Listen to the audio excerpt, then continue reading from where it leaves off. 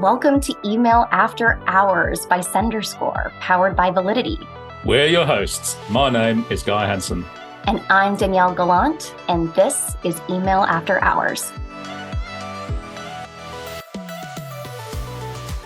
Okay, listeners, it's almost time to put on your out of office and tell your coworkers, let's circle back after the holidays. But we couldn't let everyone leave for the holiday break without a send-off from us here at Email After Hours. It's the perfect time to look back at the year gone by in the world of email marketing, revisiting the highs and lows and everything in between. We've seen a lot this year, from cutting-edge strategies that broke new ground in email deliverability to campaign blunders that had us all learning a thing or two about humility. So in this host's own episode, we're unpacking the biggest moments of the year, the top email news stories that shaped our industry, and taking a fun dive into the best and the worst of holiday campaigns. So, it's a special edition, and it is Email After Hours, so grab your favorite holiday drink and let's look back. Cheers, Guy, or Santa. I'm going to start off with a non-email related question. What do you want for Christmas this year, Guy? So, kind of speaking of holiday drinks, I love single malt whiskey. It's one of my biggest vices. And each year, I get myself an advent calendar of 25 smoky, peaty samples of single malt whiskey curated from all around the world. And each evening, it's my little present to myself. I open up the next one, snip it, and life's generally good. What about you, Danielle? Well, first, I want to celebrate Christmas at your place. Sounds pretty good. But for me, Christmas is coming early this year because I'm excited to be going back to one of my favorite cities in the world as a little Christmas treat, and that's Mexico City. So the plan is to pretty much eat every taco that I come across, and that's going to be my Christmas gift to myself this year. Wow, smog and tacos. That's going to be quite a combination. Exactly. The two pair so well. And now on to email, of course. I feel like I got to meet a whole bunch of email celebrities this year. I got to be number one email fangirl. On this podcast, of course, we had people like Chad White, where we got to wax on about Apple MPP. I got to hear all of his perspective about that, which was really interesting. I got to go to my first MOG conference this year. You and I just did Validity State of Email webinar talking about the changes that Gmail and Yahoo are making in 2024. More on that coming very shortly. We got to talk to Marcel Becker at Yahoo. It's been the year of email celebrities for me over here, so I've been very happy about that. It has. I mean, we've had some great guests over the year. But I think, some of the serious big stories of the year, and you've touched on a few of them already, everybody is talking about the new requirements that Gmail and Yahoo are going to be enforcing around authentication and unsubscribes, the requirement for one-click unsubscribes and maximum complaint rates. And we could devote a whole episode to that. But if you haven't caught up with this story yet, check out our most recent episode of State of Email Live. You'll learn everything that you need there. Google in particular has been busy. December means they're going to start activating their new policy of deleting old accounts greater than 24 months with no activity. So make sure there aren't any of those in your email lists. Big story a couple of months ago with Apple rocking the boat again, introducing link tracking protection. And I think there was a collective intake of breath from the email marketing community going, oh, hell, what's Apple doing this time? I think fortunately, the impact has mostly been on the big online advertisers and less impact for email marketing, but it's certainly prompted a load of research and testing and investigation as the latest release of iOS dropped in September. So those were some of the big stories that we've been reporting on. And I think it's interesting, Danielle, isn't it? Because there's a common theme there of businesses like Apple and Gmail and Yahoo thinking hard about the privacy of their customers and best practices and industry standards that they apply to how they process and use their data. And that's also being reflected in new legislation that we're starting to hear about too. That's right. We've seen rumblings in 2023 for sure. And there have been new U.S. state laws that have come into effect in terms of consumer privacy, but it's broader and kind of bigger than that too, especially for what we expect to see in 2024. Like you mentioned, AI. We hope, at least, that in the US, there will be some sort of legislation on artificial intelligence that comes in the next year. And again, more and more state laws will continue to come out. And for everybody in the world of email, we know you're going to love that because we all love acronyms just so much. And there's going to be so many more of them. Like Montana is going to have their Consumer Data Privacy Act, Oregon is going to have one as well, Texas. So all of these are going to come into effect in 2024. Even in Europe, the European Commission's proposal for more regulation on e-privacy aims at reinforcing trust and security in the digital world.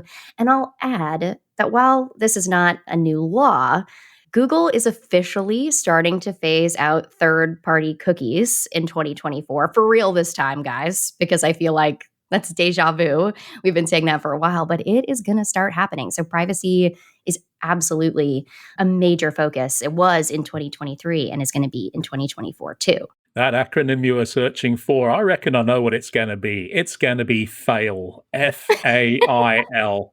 It's going to be the Federation of Artificial Intelligence Legislation. I would love that. That would go so beautifully with canned spam, don't you think? Absolutely.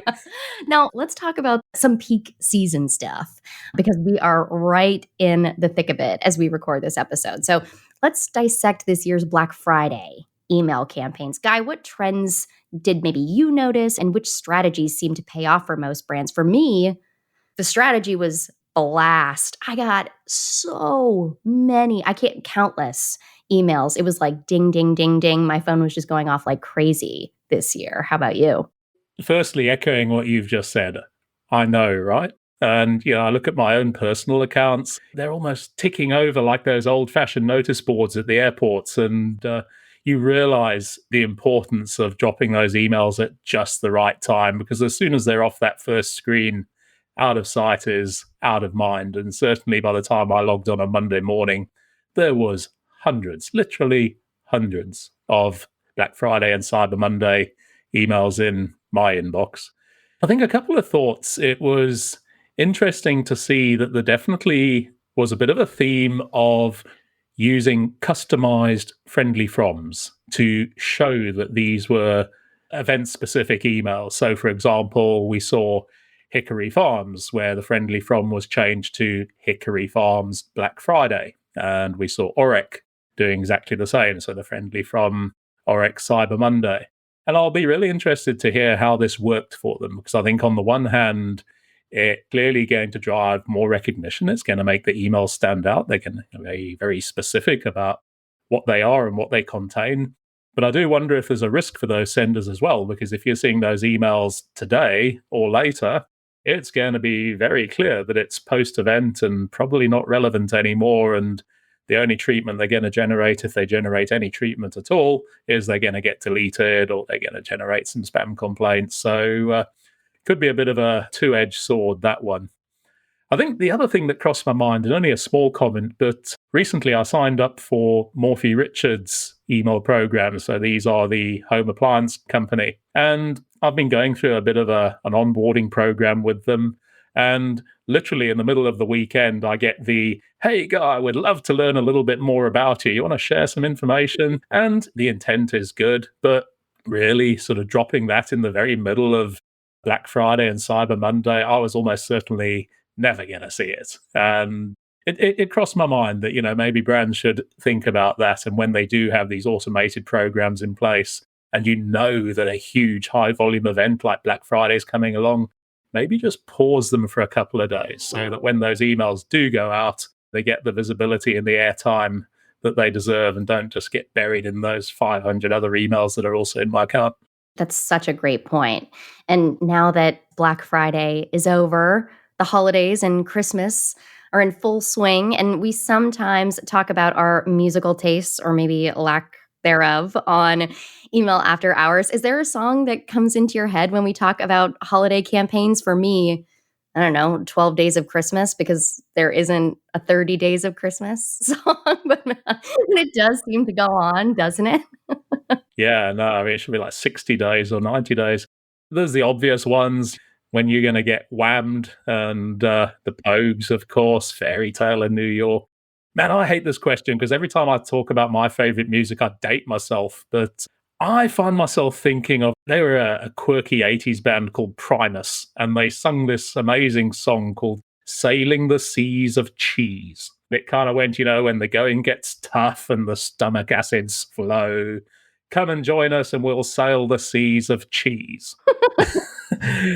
I guess where I'm heading there is that, maybe I'm a Grinch, but some of the really cheesy sentimentality that we see in the big Christmas campaigns, oh man, it really makes me want to stick a finger down my throat. They're awful. And I feel that if brands are going to do the kind of stuff, or that kind of stuff, should I say, please, be authentic. There's a great promotion running in Ireland at the moment, just for a small pub called Charlie's Bar. And in this one, man, it's a tearjerker par excellence. It's about this old guy. You see him going to the graveyard to visit his dead wife, and he's walking up the street, but because he's old, nobody wants to talk to him.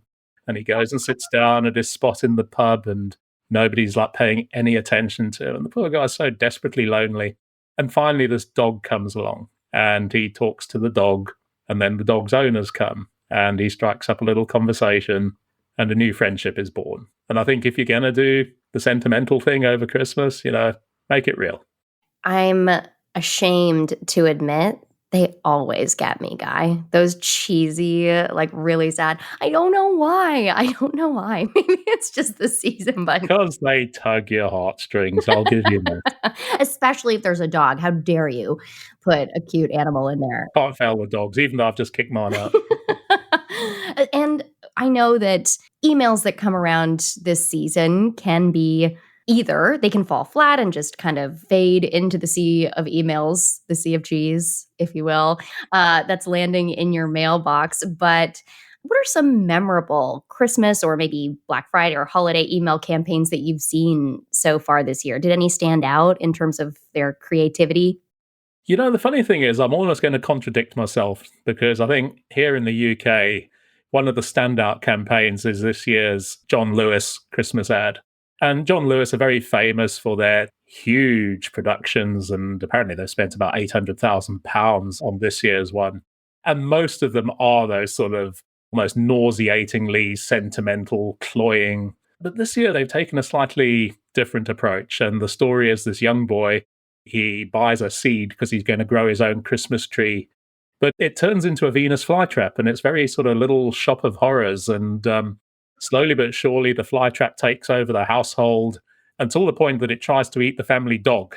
And then it's disgrace and it gets kicked out. And then you do have this sob moment because the poor Venus flytrap, which has grown to about 6 foot tall, is sitting out in the yard and the snow's falling on it. And it's looking very miserable and sad. And everyone inside, even mom that kicked it out, is looking pretty guilty. And so finally they go out on Christmas Day and they each give it a present. And of course, it like massively ingests these presents and spits out the actual present, and everyone wraps their Christmas presents, and it was happy ever after. So there you go. That's my personal favorite of the year. The email dropped on November 9th. If you're a member of that program, have a look. I wanted to shout one out too that was kind of unique, although it's not a Christmas or a holiday campaign. It was one that I got on Black Friday. And of course, we've already said like my inbox was just completely swamped. But I did get one super unique email, which came from a company called The Ordinary, and they do skincare and beauty products. And the subject line was simply, "We're closed for Black Friday." And the pre-header said, "Don't shop today." And I thought, this is some clever thing. So I clicked in, but no, it was that they were closed. They were not doing business on Black Friday. And the email just had, a relatively short blurb about how for the last 4 years and now the fifth, they've encouraged customers to like slow down, make informed purchases. And it was kind of like a really interesting take on their perspective for sustainability, because we purchased so much and we're consuming so much that can ultimately just get tossed by January 1st. So even though I know this Black Friday, Cyber Monday, the holidays, brands are going to promote, they have to. It's such a critical time for them. But it was the opposite of desperate. And it was the only one that I got like that this year. So shout out to them. I thought that was super interesting. That's so good. I don't think I've ever heard of anything like that before. It's an amazing idea. Yeah. And So much has changed in the past year. We've already talked about it, but of course, we have to go into a real festive subject, which is a naughty and nice list. So, Guy, if we had to divide the major players in the world of email into the naughty list and the nice list this year, who would be where? What puts you on which list? Well, firstly, I'm not really qualified to talk about nice because I've seemed to have spent my whole life on the naughty step. But I think seriously, in terms of nice, I'm a big fan of email programs who recognize that their subscribers don't always want to receive emails. So I think being able to opt out from specific events, and we see a sender like the Body Shop do this, they recognize that not everybody's in the market to celebrate Mother's Day or Father's Day or Valentine's Day, and they give their customers the opportunity to opt out from receiving emails with that kind of theme. That's a great technique. And I think similarly, senders that use snooze functionality to take a short pause from a program. And it was amazing because we asked this question of our attendees on our last State of Email webinar, and only 4% of them said they use snooze. And it's a huge missed opportunity because we've seen some research over the past year or so that suggested that if you provide your subscribers the opportunity to take a temporary break when they need to, you'll reduce your permanent opt-outs by around 80%. So you got to think, what's not to like about that? And I'd call out a brand like Travelodge here in the UK, who not only offer snooze functionality, but they put it in every single email at the top of the email. And they're going to score loads of points with their customers just for the transparency and the well-intentioned nature of what they're doing. In terms of naughty, you go first. Who sits on the naughty step in your mind? I feel like I'm a broken record, but there were just too many emails. It was blast, repetitive emails, multiple emails a day. Naughty, naughty for me. I honestly felt like I had to change my iPhone settings to turn off notifications from my Gmail app because I was just like, I can't take it. The ding's making me feel popular. And now I find out it's another email. So honestly, that was the biggest thing for me. And it's weird because we complain about this extended holiday season, right? That's now lasts forever. But there might be something to spreading it out a little bit more just so that we are not bombarded so heavily on one day. But seriously, senders where I got 3 or 4 promotions a day. Naughty. I'm with you. There are still far too many senders out there opting for quantity over quality. And one example stuck in my mind this past long weekend. I'm signed up to get emails from Crazy Shirts. And they're a great brand. I mean, if you want to get the loudest sort of Hawaiian themed shirt in the world, these are the guys you go to.